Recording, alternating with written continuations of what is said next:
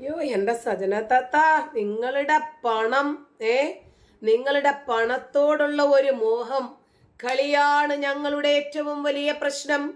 അത് കഴിഞ്ഞാൽ പണിയാണ് പ്രശ്നം, അത് കഴിഞ്ഞാൽ പണമാണ് പ്രശ്നം. ഇതൊക്കെയാണ് സജന താത്തയുടെ ഒരു മുദ്രാവാക്യം. ശരി സജന പറയട്ടെ. ഇല്ല ഞാൻ പറഞ്ഞിട്ടുണ്ട്, അയാളുടെ ഫാമിലി വേണ്ടെങ്കിൽ ഇന്ന് 3 CR ഇവിടെ കൊണ്ടുവരണം. എനിക്ക് പൈസ മതി. പൈസ മതിയോ ഇത്തത്തേക്ക്? ദേ അടിച്ച് ഉണക്കാനിട്ടേക്കുവാ. ഇതൊന്ന് ഉണങ്ങി കഴിഞ്ഞ ഉടനെ പൂക്കുറ്റിയെ വിളിച്ചിട്ട് കൊടുത്തു വിടാം കേട്ടോ വീട്ടിലേക്ക്. 3 പൂക്കുറ്റിക്ക് ഇത് മൊത്തം ഈ വയസ്സുകാലത്ത് പെറുക്കി എടുത്ത് അടുക്കി ഉണക്കി പെട്ടിയിലാക്കി ബാഗിനകത്താക്കിയൊക്കെ കൊണ്ടുവരാൻ സമയം വേണ്ടായോ? അതുകൊണ്ട് മോനെ, എനിക്ക് പൈസ മതി മോനെ.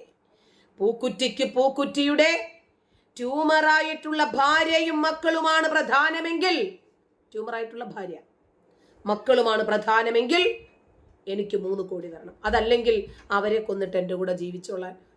പൂക്കുറ്റിയെ കൊന്നിട്ട് ഇവൾ ആരുടെ കൂടെ പോകുമെന്ന് ഇവക്ക് പോലും അറിയത്തില്ല. വേറെ ഒരു കോടീശ്വരനെ കണ്ടാൽ ഡെഫിനറ്റ്ലി ഇവള് പതിയെ പോകും. ഫിറോസ് തന്നെ ഇത് പറയുന്നുണ്ട്. അപ്പോൾ പണം അടിച്ച് ഉണക്കാനിട്ടേക്കാണ്. ഇനിയിപ്പോ VD സതീശനെയോ അതല്ല രമേശ് ചെന്നിത്തലയോ ഒക്കെ വരേണ്ടി വരുമോ എന്നറിയത്തില്ല. കാരണം കക്ഷി കുറച്ച് കൂടിയ പിടിപാടുള്ള ആളാണേ. ഉണങ്ങും. സജിന നൂർ ഏവർക്കും അറിയാതിരിക്കുമല്ലോ അല്ലേ? വിശദമായിട്ട് നമ്മുടെ യൂട്യൂബ് ചാനലിൽ വീഡിയോ ചെയ്തിട്ടുണ്ട്. ഇവരുമായി ബന്ധപ്പെട്ട് കുറച്ച് കോൺട്രവേഴ്സികൾ ഇങ്ങനെ കിടന്ന് കറങ്ങുന്നുണ്ടേ. യൂട്യൂബിലൊക്കെ അടിക്കുക, നല്ല ഹെവി റീച്ച്, വ്യൂവർഷിപ്പ് ഒക്കെ കുത്തനെ കയറുക. ചേച്ചിയുടെ ഇന്റർവ്യൂവിനും ഫിറോസ് ഇവരുടെ മുൻ ഭർത്താവ് ഇപ്പൊ പുറത്തേക്ക് വിട്ട കുറച്ച് വോയിസ് ക്ലിപ്പുകൾ, സജിനയുടെയും റസൂൽ പൂക്കുറ്റിയുടെയും. പൂക്കുറ്റി കത്തുന്നതൊക്കെ നിന്ന് കത്തുന്നത്. എനിക്ക് ഹാപ്പി ആയിട്ട് ജീവിക്കണം. എന്റെ പൊന്നും ഇല്ലല്ല, അപ്പുറത്ത് തോന്നിയിരിപ്പുണ്ട്. ഞാൻ വീട്ടിൽ ഇറങ്ങുകയാണെങ്കിൽ ഒന്നല്ലെങ്കിൽ എന്റെ ഷാദിയ എന്നുള്ളത് അയാളെ ഫാമിലിയും അയാളെ അഭിമാനമാണ് വരുന്നത്. അല്ലല്ല, എന്റെ അഭിമാന പ്രശ്നമല്ല. എന്നെ ഇത്രയും ചോദിച്ച് ഇയാള് വൃത്തികേട് ഫിറോസ് വരെ പറഞ്ഞതാ ഇതിന്റെ കുറെ. അല്ലല്ലല്ല, അത് കുഴപ്പമില്ല. ഞാൻ അകത്ത് പോയി കടന്നാലും കുഴപ്പമില്ല. ഇത് അവസാനിക്കുന്നത് ഇത് തന്നെയായിരിക്കും. 3 CR എനിക്ക് അയാൾ തന്നില്ല. ഒരു കുഴപ്പമില്ലെന്ന് ഞാൻ എന്നെ ചോദിക്കുന്നത്. അതിന് എനിക്ക് 3 CR കിട്ടിയേ പറ്റത്തുള്ളല്ലേ? വയറ്റിലിരിക്കുന്ന കുഞ്ഞോ അല്ലെങ്കിൽ അതിനെ ഉണ്ടാക്കാൻ കൂടെ നിന്നവനോ പോട്ടെ, കുഴപ്പമൊന്നുമില്ല. അവന് വേറെ കുടുംബം ഉണ്ടല്ലോ, അവന്റെ കുടുംബം വലുതൊക്കെ ആവുമ്പോ പോട്ടെ. 3 CR കിട്ടിയാ മതിയെന്ന് സന്തോഷം ഉണ്ടാവാൻ 5 അവിഹിത കഥയാ പുറത്തു വന്നിരിക്കുന്നത്. പൊന്നു മോളെ സജന കുട്ടി, നാണമുണ്ടോ, ഉളുപ്പുണ്ടോ? അത്രേ എനിക്ക് ചോദിക്കാനുള്ളൂ. അല്ല, സജനയ്ക്ക് ഉളുപ്പും വേണ്ട, മാനവും വേണ്ട, നാണവും വേണ്ട, ഭർത്താവും വേണ്ട, ഒന്നും വേണ്ട. സജനയ്ക്ക് വേണ്ടത് CR. ഇതേ രസകരമായ സംഗതി എന്താണെന്ന് അറിയാമോ? എങ്ങനെയെങ്കിലും വയറ്റിൽ കിടക്കുന്ന ആ 3 മാസം പ്രായമായ 3 കോടിയുടെ മുതലുണ്ടല്ലോ, അതൊന്ന് കലങ്ങിപ്പോകണമെന്ന് പൂക്കുറ്റി ആഗ്രഹിക്കുന്നു. പൂക്കുറ്റിയുടെ ഭാര്യ ഷാദി, അവര് ട്യൂമർ വന്നിരിക്കുവാണ്, അവരൊന്ന് തീർന്നു പോകണമെന്ന് സജനയും ആഗ്രഹിക്കുന്നു. കാരണം ഇതിലേതാണെങ്കിലും ഇവർക്ക് 2 പേർക്കും പേഴ്സണൽ ലാഭങ്ങളാണ്. ഈ വയറ്റിൽ കിടക്കുന്നത് അങ്ങ് പോയി കഴിഞ്ഞാൽ പൂക്കുറ്റി 3 കോടിയിൽ നിന്നും രക്ഷപ്പെടും. എന്നാൽ ഈ അവിഹിത കഥയും നാറ്റകഥയിൽ നിന്നൊക്കെ എങ്ങനെ രക്ഷപ്പെടുകൂടെ?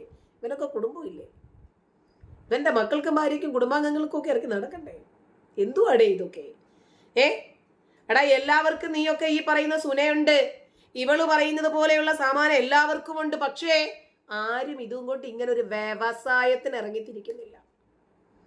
അവർക്കൊക്കെ അറിയാം അതെവിടെ ഉപയോഗിക്കണം, എങ്ങനെ ഉപയോഗിക്കണം, ആരോട് ഉപയോഗിക്കണമെന്ന്. ഇത് പണക്കാരനെ കണ്ടു അവൻ ഒഴിഞ്ഞു മാറാൻ ശ്രമിച്ചപ്പോഴും പറ്റില്ല.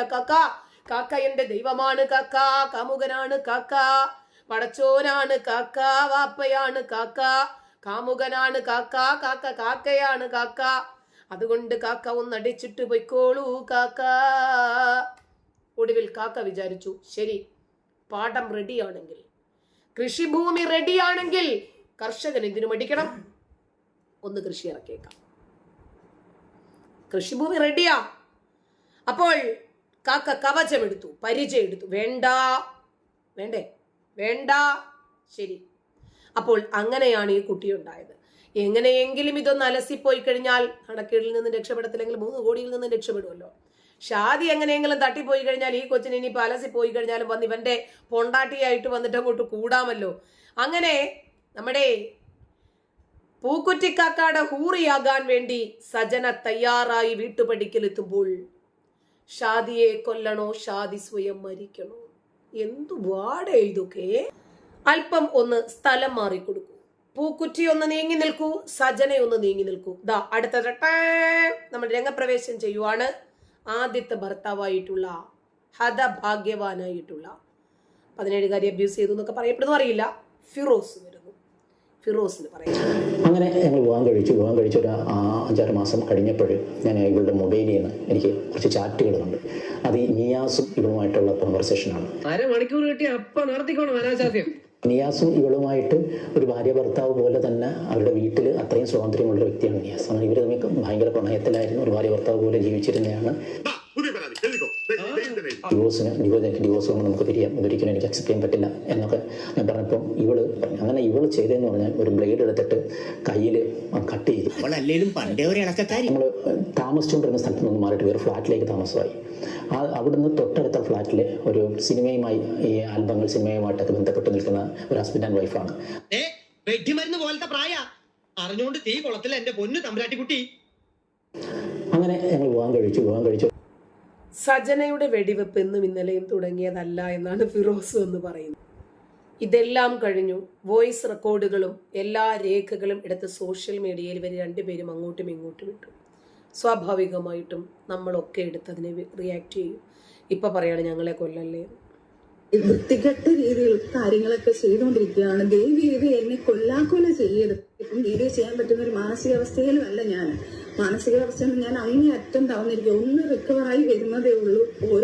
ഓരോ ട്രോമയിൽ നിന്ന് ഞാൻ റിക്കവറായി വരുന്നതേ ഉള്ളൂ. എന്നെ കൊല്ലാക്കൊല ചെയ്യുക. ആര് കൊല്ലാക്കൊല ചെയ്താലും ഞാൻ ജീവിക്കും. എന്റെ കുഞ്ഞുങ്ങൾക്ക് വേണ്ടി ഞാൻ ജീവിച്ചിരിക്കും. അല്ല, ഇപ്പൊ ഈ കരഞ്ഞു മെഴുകിയ താത്ത ഇല്ല താത്ത നോക്കട്ടെ. ആ താത്തായും ഈ താത്തായും ഈ റസൂലുമായിട്ടുള്ള പൂക്കുട്ടിയായിട്ടുള്ള ആ ഒരു സംഭാഷണം, അത് നിങ്ങൾ തമ്മിൽ നടത്തിയ സംഭാഷണമാണല്ലോ. അതെങ്ങനെ ഇദ്ദേഹത്തിന്റെ കൈ ചെന്നത്? ചേട്ടാ, അതാണ് ഞാൻ പറഞ്ഞു വന്നത്. നമ്മളെ ബെസ്റ്റ് ഫ്രണ്ട്സ് എന്നൊക്കെ പറഞ്ഞുകൊണ്ട് നമ്മൾ കുറച്ചൊരു ആൾക്കാരെ നമ്മൾ ആത്മാർത്ഥമായിട്ട് ഉള്ളിലൂടെ, ഒന്നാമത്തെ കാര്യം ഞാൻ ഇങ്ങനെ നല്ലത് ഏതാ ചീത്തയെന്ന് പറഞ്ഞുകൊണ്ട് എനിക്ക് തിരഞ്ഞെടുക്കാൻ എനിക്ക് അറിയത്തില്ല. അങ്ങനെ കുറെ കളിക്കാൻ കോടീശ്വരനെ തന്നെ തിരഞ്ഞെടുക്കാൻ അറിയാം. അവിഹിത ഗർഭത്തിന് 3 കോടി ചോദിക്കാൻ അറിയാം. മീഡിയേറ്റർ ആയിട്ട് നിൽക്കുന്ന ഉമ്മ തന്ത്രപരമായിട്ട് പൂക്കുറ്റിയെ ബ്ലാക്ക് മെയിൽ ചെയ്ത് വീഴ്ത്താൻ അറിയാം. ഇതൊന്നും ആരും പറഞ്ഞു തരണ്ട. പക്ഷേ കൂട്ടുകാരെ തിരഞ്ഞെടുക്കാൻ മാത്രത്തിൽ അല്ല കൊച്ചെ, നിന്റെ കള്ളവെടിക്കാരനുമായിട്ട് നീ സംഭാഷണം നടത്തിയതൊക്കെ നീ റെക്കോർഡ് ചെയ്തത് എന്തിനായിരുന്നു? അവനെ വീഴ്ത്തണമെന്ന് വിചാരിച്ചു തന്നെയല്ല. അപ്പൊ നിനക്ക് തന്നെ പണി കിട്ടി. അത് കഴിഞ്ഞിട്ട് നീ എത്ര സുഹൃത്തുക്കൾക്കാണ് അത് ഇട്ടുകൊടുത്തത്? ഇഷ്ടം പോലെ സുഹൃത്തുക്കൾക്ക് ഇവളത് ഇട്ടുകൊടുക്കുകയും ചെയ്തു. അപ്പൊ ഇവളുടെ ഉദ്ദേശം നല്ലതാണ്. പക്ഷെ ഞാൻ പോയി വീണിട്ടുണ്ട്, അബദ്ധത്തിൽ ഞാൻ പോയി വീണിട്ടുണ്ട്. കാരണം ഇങ്ങനെ കുറെ പൊട്ടത്തരത്തിൽ ഞാൻ പോയി വീണിട്ടുണ്ട്. ഈ എൻ്റെ ഒരു ബെസ്റ്റ് ഫ്രണ്ട്സ് ആയിരുന്നു ആൻ മേരിയ. ദിയാസന ബെസ്റ്റ് ഫ്രണ്ട് എന്നല്ല, ഒരു ഫ്രണ്ട് ആയിരുന്നു. പക്ഷെ ഞാൻ എന്നെ കാണുന്ന ഫ്രണ്ട്സിനോടെല്ലാം ഞങ്ങൾ ഭയങ്കരമായിട്ട് സംസാരിക്കും. എനിക്കൊരു ഏത് ഫ്രണ്ട് കിട്ടിയാലും ഞാൻ അവരുടെ അടുത്ത് എല്ലാ കാര്യങ്ങളും പറയും. ഓപ്പൺ ആയിട്ട് പറയുന്ന ഒരാളാണ് ഞാൻ. ഒന്നും മനസ്സിൽ വെച്ച് നിൽക്കത്തില്ല. അങ്ങനെ ആൻമേരിക്ക് ഓൾമോസ്റ്റ് എല്ലാ കാര്യങ്ങളും ഞങ്ങളെ കാര്യങ്ങളെല്ലാം അറിയാം. ഞങ്ങൾ തമ്മിൽ ഇപ്പം ഒരു ലവേഴ്സ് ആവട്ടെ, ഒരു ഫാമിലി ആവട്ടെ, ഒരു ഹസ്ബൻഡ് ആൻഡ് വൈഫ് ആവട്ടെ, അല്ലെങ്കിൽ ഒരു ഫ്രണ്ട്സ് ആവട്ടെ, വഴക്കുണ്ടാകുമ്പോൾ നമുക്ക് അങ്ങോട്ടും ഇങ്ങോട്ടും പല ആർഗ്യുമെൻറ്റ്സും വരും. അത് തികച്ചും പേഴ്സണൽ ആയിരിക്കും. ചിലപ്പം ചീത്ത വിളിക്കുമായിരിക്കും, ചിലപ്പോൾ അനാവശ്യങ്ങൾ പറയുമായിരിക്കും, അഗ്ലി സംസാരങ്ങൾ പോലും സംസാരിക്കേണ്ട സിറ്റുവേഷൻസ് വരും. അങ്ങനത്തെ ഒരു സിറ്റുവേഷൻസിൽ ഞങ്ങളെ തികച്ചും പേഴ്സണൽ ആയിട്ടുള്ള ഒരു വോയിസ് റെക്കോർഡാണ് ഇപ്പം ആൾക്കാരിട്ട് ആഘോഷിച്ചുകൊണ്ടിരിക്കുന്നത്. അല്ല, അത് അങ്ങനെയുള്ള ഒരു വോയിസ് റെക്കോർഡ് പുറത്ത് കൊടുക്കാമോ? അതെ ഞാൻ പറഞ്ഞു വന്നത്. അത് ഞാൻ കൊടുത്തതല്ല. ഞാൻ എൻ്റെ ഒരു ഫ്രണ്ട്, ഇപ്പൊ ആൻമേരിയ എന്ന് പറഞ്ഞ പുള്ളിക്കാരിക്കും ദിയ എന്ന് പറഞ്ഞ സ്ഥലത്തും ഞങ്ങളുടെ പ്രശ്നങ്ങൾ നിൽക്കുമ്പോൾ, ഞങ്ങൾ മീക്കായി ഞാനുമായിട്ടുള്ള പ്രശ്നങ്ങൾ വരുമ്പം സോൾവ് ചെയ്യാൻ ഇവരൊക്കെ ആയിരുന്നു ഇടയ്ക്ക് നിൽക്കുന്നത്. ചെറിയ കുഞ്ഞു പ്രശ്നങ്ങൾ വരുമ്പോൾ ഫ്രണ്ട്സുകൾ അങ്ങോട്ടും ഇങ്ങോട്ടും ഇടപെടുമല്ലോ. അല്ലല്ല, റസൂലിക്കായിട്ടുള്ള പ്രശ്നത്തിലും ഞങ്ങൾ ചെറിയ അങ്ങോട്ടും ഇങ്ങോട്ടും പ്രശ്നങ്ങൾ. അഫെയർ അല്ല ചേട്ടാ. എനിക്ക് ഇപ്പോഴും ഞാനത് പറഞ്ഞ എനിക്ക് അറിഞ്ഞൂടാ. പുള്ളി എനിക്ക് ആരാണെന്ന് ചോദിച്ചാൽ എനിക്കത് അതിനൊരു ഇതില്ല. ഇനി അടുത്തത് ഫിറോസ് കുറച്ചൊന്ന് കരയട്ടെ അല്ലേ? അയ്യോ, ഫിറോസ് കരഞ്ഞു വിളിച്ചിട്ട് എനിക്ക് നീ ഇല്ലാതെ പറ്റത്തില്ല സജന, നീ ഒരിക്കലും അങ്ങനെ നീ പോകരുത്. നമ്മൾ പണ്ടത്തെ ഒരു വീഡിയോ, അതായത് 21 വയസ്സിലുള്ളത് ആ ടൈമിൽ ഒരു വീഡിയോ വന്നിട്ടുണ്ട്. ഇപ്പം ഫിറോസ് ഞാൻ ഒരാളുമായിട്ട് ഞാൻ ഇറങ്ങിപ്പോയി, എനിക്ക് വേണ്ട എന്നൊക്കെ പറഞ്ഞിട്ട് ഞാൻ എഴുതുന്ന ഒരു വീഡിയോ വന്നിട്ടുണ്ട്. അതുള്ളത് തന്നെയാണ്. കാരണം എനിക്ക് ഇയാളെ വേണ്ടാന്ന് വെച്ച് ഇയാൾ എൻ്റെ അടുത്ത് കാണിച്ച വേദന തിരിച്ച് ഞാൻ മനസ്സിലാക്കാത്ത അന്നത്തെ ഒരു പൊട്ടത്തരത്തിൽ ഞാൻ കാണിച്ച പൊട്ടത്തരമാണത്. കാരണം ഞാൻ മനസ്സിലായില്ലേ, ഫിറോസിനോടുള്ള പ്രതികാര തീജ്വാലയായി നിന്ന സമയത്ത് വേറൊരുത്തിനുമായിട്ട് ഇറങ്ങിപ്പോയി. ഫിറോസിനൊരു പണി കൊടുക്കണമല്ലോ, അതുകൊണ്ട് വേറൊരുത്തിനുമായിട്ട് ഇറങ്ങിപ്പോയി. അടുത്ത വിഹിതം. എനിക്ക് ഇയാളെ വേണ്ടാന്നുള്ളത് ഇയാൾക്ക് എൻ്റെ അടുത്ത് കാണിക്കുന്ന വേദന ഇയാളെ ഇട്ടിട്ട് പോകുമ്പോൾ ഇയാൾക്ക് മനസ്സിലാകണം എന്ന് പറഞ്ഞ് ഞാനൊരു പണിഷ്മെന്റ് പോലെ എന്നിട്ട് എൻ്റെ വീട്ടുകാർക്ക് വരെ ഞാൻ പറഞ്ഞു. അതുകൊണ്ട് അതായത് ഇവൻ എന്നോട് കാണിച്ചതിന് ഇവൻ ഒരു പണി കൊടുക്കണമെങ്കിൽ ഞാൻ വേറൊരുത്തൻ്റെ കൂടെ പോയിട്ട് സുഖിച്ച് ജീവിക്കണം. പ്രതികാരം. എൻ്റെ വീട്ടുകാർ അവരുടെ കുഞ്ഞുമായി വിളിച്ച് ഞാൻ പറഞ്ഞിട്ടുണ്ട്, കുഞ്ഞുമ്മ ഞാനിങ്ങനെയാണ്. അവരുടെ അനിയൻ്റെ അടുത്ത് ഞാൻ കാര്യങ്ങൾ പറഞ്ഞു.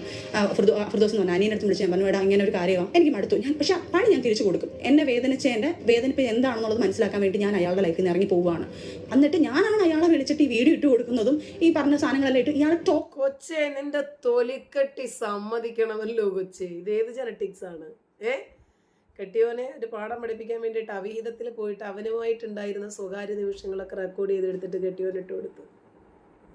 ശ്രീയായിരുന്നു സത്യം പറഞ്ഞാൽ വേറൊരാളുടെ കൂടെ നിൽക്കുകയാണെന്ന് പറഞ്ഞിട്ട് ഞാൻ മാരേജ് ചെയ്ത് എനിക്ക് വേണ്ട നിങ്ങൾ ഇറങ്ങിപ്പോ അപ്പൊ പറഞ്ഞു സജിന സത്യമായിരുന്നു ഒരാളുടെ കൂടെ പോയത്. അല്ല അത് ഞാൻ പറയില്ല, അങ്ങനത്തെ ഒരു സിറ്റുവേഷനിൽ അവിടുത്തെ ഒരു മണ്ടത്തരം നമ്മുടെ ലൈഫിൽ വേണ്ടാന്ന് വെച്ച് ഞാൻ പോയത് തന്നെയാണ്. അത് വേണ്ടാന്ന് വെച്ച് ഞാൻ പോയത് തന്നെയാണ്. അത് ഞാൻ ഇല്ലാന്ന് ഒരിക്കലും ഇല്ലില്ല. അത് പോയി ഒരു മാസം തന്നെ പുള്ളിക്കാരൻ വിളിച്ച് കരച്ചിൽ വാക്ക് പറഞ്ഞപ്പം ഞാൻ ഇവന്റെ റിവെഞ്ച് മൈൻഡില്ല, അതായത് ഇവൻ എന്റെ അടുത്ത് കാണിച്ചതിന്റെ ഒരു ക്രൂക്കഡ് മൈൻഡിലാണ് ഞാൻ. സജിന ഇങ്ങനെ ഇയാളെ ഉപേക്ഷിച്ചു മറ്റൊരാളെ കൂടെ ജീവിതമല്ല ജീവിക്കാനല്ല ഇതിനുള്ളൊരു പണിഷ്മെന്റ് പോലെ ഞാൻ ചുമ്മാ രസകരമായിട്ട് ഒന്ന് പോയി നോക്കിയതാ, എന്താകുമെന്ന് അറിയണമല്ലോ.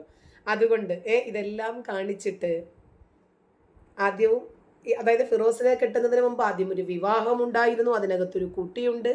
അത് കഴിഞ്ഞിട്ട് വേറൊരുത്തനുമായിട്ട് അവിഹിതമുണ്ടായിരുന്നു, അതാണ് ഫിറോസ് കണ്ടുപിടിക്കുന്നത്. അത് കഴിഞ്ഞിട്ട് ഫിറോസിനെ കെട്ടുന്നു, അതിനകത്തും പ്രശ്നമാകുന്നു, വേറൊരുത്തൻ്റെ കൂടെ ചാടിപ്പോകുന്നു. അത് കഴിഞ്ഞിട്ട് എത്രാമത്തതോ ആണ് പൂക്കുറ്റി സംഭവം.